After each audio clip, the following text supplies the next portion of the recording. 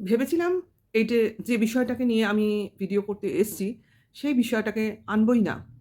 অনেক ভেবেছি। তারপরে মনে হলো, না, অন্তত একটা ভিডিও আমার করা উচিত। কারণ যাকে নিয়ে এর আগেও আমি একটা ভিডিও নামিয়েছি, পজিটিভ ভিডিও। আজ তাকে নিয়েই আমি পজিটিভ ভিডিওই করব। কিন্তু তার মধ্যে আমার কিছু অনুযোগ আছে, কিছু অনুরোধ আছে। জানি না তার কাছে ভিডিওটা যাবে কিনা, কারণ সে তো অত্যন্ত ব্যস্ত। দেখারও তার সময় হবে না, আর দেখবেই বা কেন? কারণ তার দেখার কথাও নয়। তবু আমার আ ব্যক্তিগত কারণে, ব্যক্তিগত স্বার্থেই আমার ভিউয়ার্সদের উদ্দেশ্যে আমি এই ভিডিওটা ওকেই করতে চাই। দেখা না দেখা তার ব্যাপার। সময়ের ব্যাপার, দোষ তাকে দেব না। কারণ পরিচিতিটা কম, আমি এসছিও কম টাইম। সেইজন্য এতটা বড় আশাও আমি করি না। যাই হোক, মানুষের পাশে দাঁড়াবো, মানুষের উপকার করব, আর মানুষকে কিছু সৎ পরামর্শ দেব। এটাই আমার চাহিদা। তাহলে welcome back to my channel. আশা করি সবাই ভালো আছো, সুস্থ আছো। আমিও ভালো আছি, সুস্থ আছি। ঠান্ডা কিন্তু আর নেই। এটা বলে আমি স্টার্ট করছি। গরম কিন্তু অলরেডি পড়তে শুরু করে দিয়েছে, এবং আমার তো চিরকালই একটু গরম বেশি। ফ্যান বন্ধ করে ভিডিও করতে হচ্ছে। সেই গরম, সেই কষ্ট আবার শুরু হয়ে যাবে। আর এটা এমন একটা টাইম, আমি আ কোনো কিছু চালিয়েও বসতে পারব না। ঠিক আছে? ঠান্ডা লেগে যাওয়ার প্রচুর সম্ভাবনা থাকে। কাজেই যাই হোক, করতে হবে, কষ্ট করেই করতে হবে। দিনে হোক, রাতে হোক, আমার সবসময়ই গরম লাগে। যাকগে, আমি আমার মূল বিষয়ে চলে আসি। হ্যাঁ, আমার কনটেন্ট আজকে পিয়া। হ্যাঁ, নাম নিয়েই বলব। কারণ আমি এতটাও ভয় পাই না। কারণ কাউকে বলব, ভালো উপদেশ দেব, বা আমার মনের কথাটা তাকে জানাবো, সেক্ষেত্রে আমার মনে হচ্ছে না তার নামটাকে আমার অন্য নাম করে ডাকার দরকার আছে। ডাইরেক্টই বলছি। কারণ ওকে আমি অত্যন্ত স্নেহ করি। ও আমার মেয়ের বয়সী। মেয়ের থেকে হয়তো একটু বড় হবে। সে হোক। আ আমি আমি এতটা ছোট, আ সবাইকেই আমি মেয়ের মতোই স্নেহ করি। অ্যাকচুয়ালি স্নেহ করি। মেয়ের মতো হলো কি হলো না সেটা বড় কথা না। মেয়ের মতো আমি স্নেহ করি। কারণ ওর এফর্টটা দেখেছি, ওর লড়াইটা দেখেছি। কিছু ভুল-ভ্রান্তি সবার জীবনেই থাকে। সেটাকে খুব বড় করে না দেখলেও চলে। কারণ অনেকগুলো ভালো কাজের করলে না ওই সামান্য ভুল বা ভুল-ভ্রান্তিগুলো চাপা পড়ে যায়। মানে ওগুলোকে ঠিক আর দেখার ইচ্ছা হয় না। তাই আম ওর এই সময় ওর পাশে দাঁড়াতে খুব ইচ্ছা হয়েছিল। ওর ওই বাচ্চাটার কথা ভেবে মন প্রাণটা ফেটে যাচ্ছিল। ভাবছিলাম এতটা লড়াই, এতটা আম পথ এগিয়ে আসা, আর এই সময় এইরকম একটা দুঃখজনক ব্যাপার ও শেয়ার করছে আমাদের সঙ্গে। কাজেই আমাদের সমস্ত ওআইটির দর্শক বলো, ব্লগার বলো, কন্ট্রোভার্সি ক্রিয়েটর বলো, ওইসব বাছবিচার না করে সবার একত্রিত হয়ে ওর পাশে গিয়ে দাঁড়িয়ে ওকে আমরা সাহায্য করব। এটাই আমার উদ্দেশ্য ছিল। তার জন্যই বিভিন্ন রকম পোস্ট করেছিলাম, শেয়ার করেছিলাম, আমার ভিউয়ার্সদের বলেছিলাম, ভিডিও করেছিলাম। এটাই উদ্দেশ্য ছিল। তারপর তো সবাই করেছে। একা আমি নই। আমার নাম মহতের মধ্যে পড়ে না। যারা পড়ে, যেমন আপনজনের বাহাদুর। বলে ওর কথা বললে অনেক কম হয়ে যায়। যাই হোক, পিয়াও ওকে যথেষ্টই আম সম্মান দেখিয়েছে। ওর হয়ে একটা ছোট্ট ভিডিও হলেও নামিয়েছে। সে কমিউনিটিতে দিক আর না দিক সেটা বড় কথা না। ওর নামে একটা পুরো ভিডিও ডেডিকেট করেছে। কাজেই এটাও অনেকটা বড় পাওয়া, এবং সবার মুখে বাহাদুর আমাদের আপনজন হয়েই উঠেছে। তা সবাই যে বাহাদুরের মতো হবে, সবাই যে আপনজন হয়ে উঠবে, এটা বড় কথা নয়। বড় কথা হলো আপনজন হওয়ার চেষ্টা করাটা। এটাই আমি পিয়াকে বলতে চাইছি। পিয়া, তোমার সব ভালো। সমস্তটা ভালো লাগে আমার। কিন্তু যেটা আমার খারাপ লাগে বা মনে হয় এটা যদি ওর একটু চেঞ্জ হতো, তাহলে বোধহয় ভালো হতো। সেটা কি বলো তো? তোমার কথাবার্তার মধ্যে একটা অহংকার ঝলকায়। মানে আমি এটা পারি, আমি এটা করব। আমার কে কি করবে? আমার কাউকে পাশে দরকার নেই। আমি সমস্তটা একাই পারি। হ্যাঁ, এখন তুমি ভিউয়ার্সদের নিজের ফ্যামিলি মনে করে তাদের উদ্দেশ্যে কিছু সাহায্য চেয়েছো, এবং সবাইকে বলেছো, ওআইটি প্ল্যাটফর্মে যারা আছে সবাইকে বলেছো, ফেসবুকেও নিশ্চয়ই বলেছো যে তোমার কিউআর কোডটা শেয়ার করতে। কারণ তোমার এখন টাকার প্রচণ্ড দরকার। ঠিক আছে? আছি আমরা সবাই। কিন্তু তার মধ্যে যে এতদিন ধরে যা চলছিল তবু ঠিক ছিল। এখন যে ২-৩ দিন ধরে ঘটনাগুলো ঘটছে, মানে তুমি ঘটাচ্ছ, সেগুলোর কি কোনো প্রয়োজন ছিল? তুমি টাকা চেয়েছ, তুমি প্রয়োজন মতো তোমার টাকা পেয়ে যাবে বা পেয়ে যাচ্ছ, বা যে তারপরেও তুমি কত টাকা পাচ্ছ, বা তার যে একটা আমাদের ইনফরমেশন দেবে, এই যে পুরো ব্যাপারটা, এবং বিভিন্ন সোর্স কোথায় দিতে হবে, এই সমস্ত ব্যাপারগুলো করছিলে। তো আমাদের কোনোটাই খারাপ লাগছিল না, কোনোটাই খারাপ লাগছিল না। তোমার মধ্যে খুব পারফেকশন কাজ করছিল, এবং মনে হচ্ছিল না তুমি এই ব্যাপারে এতটাই ইনভলভ হয়ে গেছো, মরিয়া হয়ে গেছো নিজের ছেলের প্রতি। ভালো লাগছিল মার এই ভালোবাসাটা, মার এই একটা পরিশ্রমটাকে। ঠিক আছে? কিন্তু তোমার এই সময় ছেলের প্রতি কনসেনট্রেট করা পুরোটা উচিত ছিল। সংসারে যেটুকু না করলে নয়, আর বাদবাকি টাইম ছেলে। তাই তো? এই সময় তো তাই হয়। সব মা-বাবার ক্ষেত্রেই হয়। আমি একা তোমাকে উপদেশ দিচ্ছি না। সবার ক্ষেত্রে এই একটাই জিনিস হয় এবং সেই সময় যখন একটা crucial টাইম, টাকা একটা জায়গায় করতে হবে, তারপর তোমাকে যেতে হবে মাস ২ একের মধ্যে, তাই তো? তাই তো শুনেছি। আ অ্যাপোলোতে। তাহলে সেই মধ্যে পুরো ব্যাপারটাকে তোমার এরেঞ্জ করতে হবে। তাহলে তোমার নিশ্চয়ই কোনো টাইম থাকার কথা নয়। তাহলে তুমি এত ভিডিও দেখার সময় কোথা থেকে পাচ্ছ? এটা কিন্তু আমার প্রধান কোয়েশ্চেন। তুমি যাদের কমিউনিটিতে দিচ্ছ প্রত্যেকেই কিন্তু কন্ট্রোভার্সি ক্রিয়েটর। আমি বুঝতাম এরা কোনো ব্লগার।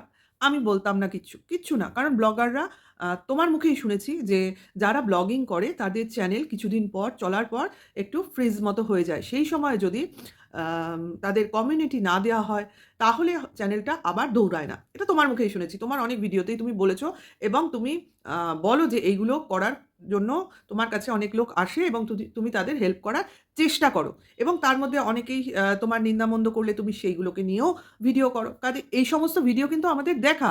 এই স্বভাবটার সঙ্গে কিন্তু আমরা পরিচিত তোমার। কাজেই সেইখানে একটা এরকম টাইমে যেখানে গোটা ওয়াইটি তোমাকে চেষ্টা করছে সাহায্য করতে, সেখানে তুমি বেছে সময় করে আম সেই ভিডিও দেখে কমিউনিটিতে দিলে। এটা কি বিশ্বাসযোগ্য?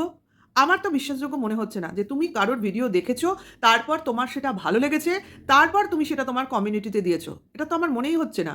আমার তো মনে হচ্ছে কেউ তোমায় রিকোয়েস্ট করেছে পার্সোনালি যে আমাকে কমিউনিটিতে তোলো।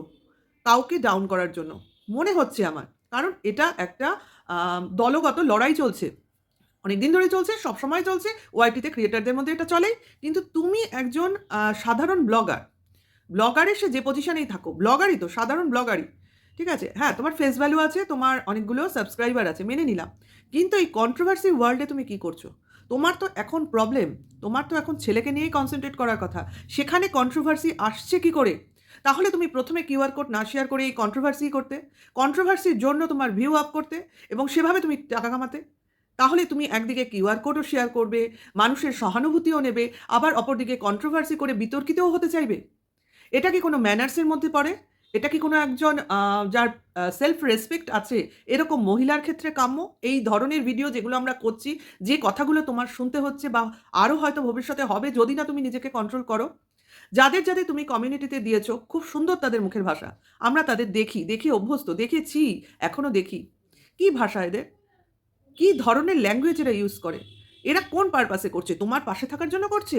না কাউকে ডাউন করার জন্য সেই ভিডিওটা করেছে? না নিজেদের আপ করার জন্য ভিডিওটা করেছে? কোনটা? তুমি কোন ক্ষেত্রে এদের সাহায্য করলে? নিজেকে সাহায্য করলে? না এদের সাহায্য করলে?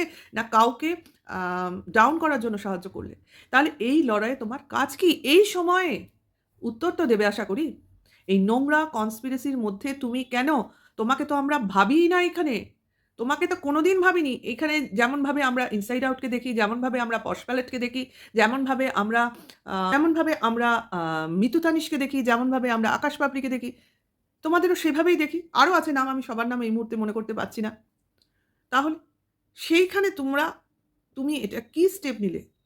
মানে আমরা যে তোমাকে নিয়ে কতটা অহংকার ছিল, সেই অহংকারটা আজকে ভাঙতে বসেছে। প্লিজ নিজেকে নিজের জায়গায় ফিরিয়ে আনো। কন্ট্রোভার্সি জগৎটা তোমাকে মানায় না।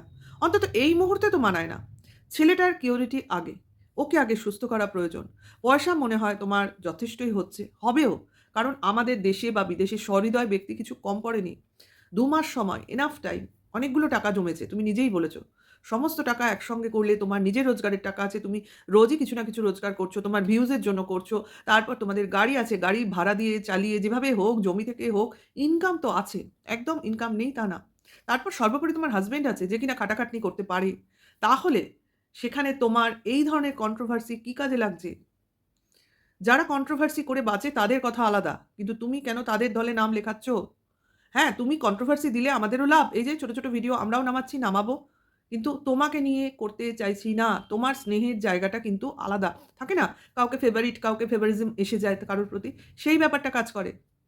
আর যদি তুমি খারাপ কাজ করো বা খারাপ ইনটেনশন এ কোনো কিছু বলো বা করো, খারাপ লাগবে তো আমাদেরও তোমাকে বলতে বা করতে। কারণ খারাপ করলে তো খারাপ শুনতেই হবে। ভালো কাজের যেমন প্রশংসা আছে, খারাপ কাজের কিন্তু আহ তার প্রতিদানও আছে। কি আছে? সে তো তুমি যদি এখন তো মনে হচ্ছে তুমি কন্ট্রোভার্সিয়াল ভিডিওগুলো দেখো। যতই বলো লোকের মুখে শোনো, আমার মনে হয় না তুমি দেখো। সময় পাও কোথায়? এত সময় তোমার কোথায়? ছেলের পেছনে সময় দিয়ে, ঘরের পেছনে সময় দিয়ে অনেক রকম কাজ করো, সেগুলো মিটিয়ে কন্ট্রোভার্সি? আবার আ একটা স্ট্যাটাস তো মেইনটেইন করবে। কাদের কমিউনিটিতে তুলছো? হ্যাঁ, কাদের বলেছি। সবাইকে বলিনি কিন্তু। এট লিস্ট বক্তব্য থাকবে, তোমার হয়ে বলবে।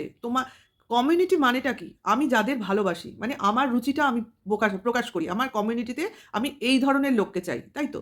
কমিউনিটি মানে তো তাই। আমার সঙ্গে যারা থাকবে, আমার হয়ে যারা বলবে বা হয়ে যারা বলবে না, মানে আমার ম আম ভা আমার সম্বন্ধে যারা বলবে, ভালো কিছু বলবে বা সমাজকে দেখাবো, দেখো এরা আমার কমিউনিটি, এরা আমার গর্ব। তা এরা তোমার গর্ব? এরা তোমার জন্য যত না বলছে, কাউকে ডাউন করার জন্য বেশি বলছে। তাহলে এটা কি হচ্ছে? তুমি একটা আ পিলার দিয়ে দিলে যে, না আমাকে ভর করে এবার তুমি ওকে ওকে শায়েস্তা করো। মানে তুমি এখানে একটা সাপোর্ট দিয়ে দিলে। এদের দম নেই নিজেরা কাউকে ইয়ে করুক, ধূলিসাৎ করে দিক। দিচ্ছে তো, অহরহ দিচ্ছে। এই ঘাত প্রতিঘাত চলছে। কিন্তু কি লাভ? হবে কি? কারণ এরা তো, আমি এতদিন ধরে যা বুঝেছি, একজন কনটেন্ট শুধু দেওয়ার অপেক্ষা। সঙ্গে, সঙ্গে এরা ঘ্যাপ করে ক্যাচ করে নেয়। কারণ এর মুখ থেকে কিছু পড়তে পারে না। ওরা সঙ্গে, সঙ্গে সেইগুলোকে নিয়ে কন্ট্রোভার্সি করতে বসে পড়ে। কেন? ব্লগারদের নিয়ে কেন হয় না? একজনকেই কেন, সে কি বলবে সেটা টার্গেট করার জন্য বসে থাকে? আরে যাকে টার্গেট করে এরা ভিডিও করছে, তার ভিডিও তো এরা দেখছে। না দেখলে তো মোটেও আ সে তার সম্বন্ধে বলতে পারবে না। তার মানে অ্যাকচুয়ালি ওকে কিন্তু ভিউজই দিচ্ছে। ওকে কিন্তু ভাইরালই করছে। তোমাকে ভাইরাল করতে হবে না। এরাই ওকে ভাইরাল করছে। আর তুমি ভাইরাল না করলেও ও অলরেডি ভাইরাল হয়ে রয়েছে। কিচ্ছু করার নেই। সাবস্ক্রাইবার কম হতে পারে। কিন্তু ওর কি বলবো? কি বলে না? আম পরিচিতিটা অনেক বেশি। হয়ে গেছে। কেউ বাজেভাবে ফেমাস হয়, কেউ ভালো কাজ করে সুনামে ফেমাস হয়। তা ও দুর্নামেই ফেমাস হয়ে রয়েছে। কিছু করার নেই। হয়েছে কারণ এরাই করেছে। যাদের তুমি কমিউনিটিতে দিয়েছো না, তারাই ওকে ফেমাস করেছে। কারণ ওর কোনো কথাই এরা ফেলে না। এর প্রতিটা কথাই এরা চর্চা করে।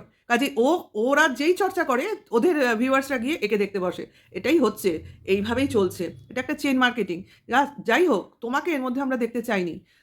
আমি চাই তুমি তোমার আ যে রেসপেক্টটা আমাদের কাছ থেকে ডিজার্ভ করো, সেটা বজায় রাখো। না হলে জানি না পরবর্তীকালে কি হবে? এই ভালোবাসাটা রাখতে পারবো কি পারবো না। কিন্তু যাই হোক, সবশেষে বলি, তোমার ছেলের সুস্থতা কামনা করি। সেই সুস্থতার জন্য তোমাকে কিন্তু সৎ থাকতে হবে। কারণ বাবা-মার কর্মফলই কিন্তু ছেলেমেয়েরা ভোগ করে। কাজেই নিজেকে ঠিক থাকতে হয়। সেইটা যেন ছেলের আশীর্বাদ হয়ে থাকে। বুঝেছ? এইটুকুই বললাম। আর কিছু বললাম না। কারণ আমি জানি অন্যায় যে সহ্য করে তার মতো পাপী কেউ নেই। তা তুমি এমন কিছু, তোমার প্রতি অন্যায় হয়নি। আমার মনে হয় না যে কারণে তুমি অন্যকে শায়েস্তা করার জন্য উঠে পড়ে লাগবে। এমন কিছুই হয়নি, যেটাকে তুমি এত বড় করে দেখছো। ঠিক আছে? যাই হোক, এই মুহূর্তে তোমার ওইসব দিকে কান না দিলেও চলত। সময় ছিল, আরো অনেক সময় ছিল। আগে ছেলেটা সুস্থ হোক, তারপর দেখা যাবে। ঠিক আছে, বাই। দর্শকরা, এটুকুই আমি বলতে আসলাম আমার ভিউয়ার্সদের। আর আমার চ্যানেলে যারা নতুন, যদি আমার ভিডিওটাকে ভালো লাগে, সাবস্ক্রাইব করে নিও। আর ভালো লাগলে অবশ্য করে লাইক, কমেন্ট, শেয়ার করো। Tata, by.